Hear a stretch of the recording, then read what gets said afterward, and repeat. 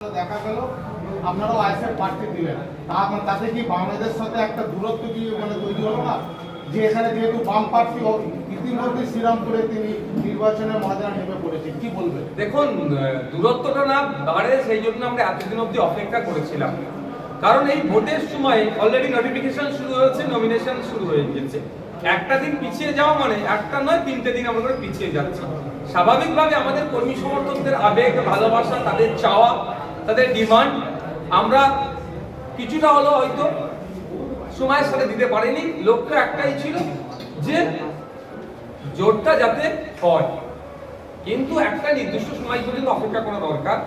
আমরা অপেক্ষা করছি। আমরা আমাদের পক্ষ থেকে ঘোষণার পরও আপনারা লিস্ট দেখলে বুঝতে পারবেন যে দ্বিতীয় ফেজের ঘোষণাতেও আমরা আশা করবো যাতে এমন না ঘোষণা করা হয় আপনার কথা অনুযায়ী যে লেফট দিয়েছে বা কংগ্রেস দিয়েছে সেখানে আমরা দিচ্ছি, এটা না হয়। সেটা হচ্ছে দেখার দায়িত্ব আমার মনে হয় সব থেকে বড় শরিক যেনারা দাবি করে লেফট ফ্রন্ট কংগ্রেস। কংগ্রেসের সাথে কোনো আলোচনা হয়েছে আপনাদের? হয়েছে। কদিন বলেছে কোনো আলোচনা হয়নি? দেখুন, তাহলে ওনাদের পক্ষ থেকে যারা ফোন টোন করেছিলেন, টেলিফোনিক আলোচনা করেছিলেন, তাহলে তাদেরগুলো বা তাদের এগুলো পাবলিশ করতে হবে আমাদেরকে। তৃণমূল বলছে আমরা 35 থেকে 37টা জিতবো, বিজেপি বলছে 35টা জিতবো, আইএসএফ 8টা প্রার্থী ঘোষণা করেছে আজকে, কটা জিতবেন? তৃণমূল আর বিজেপিকে বলুন আপনারা নিজেদের মধ্যে কটা সিটের আপনারা করে নিয়েছেন, ভাগ করে নিয়েছেন। আপনারা কটা সিট ভাগ করেছেন এটার কোশ্চেন আগে নেই।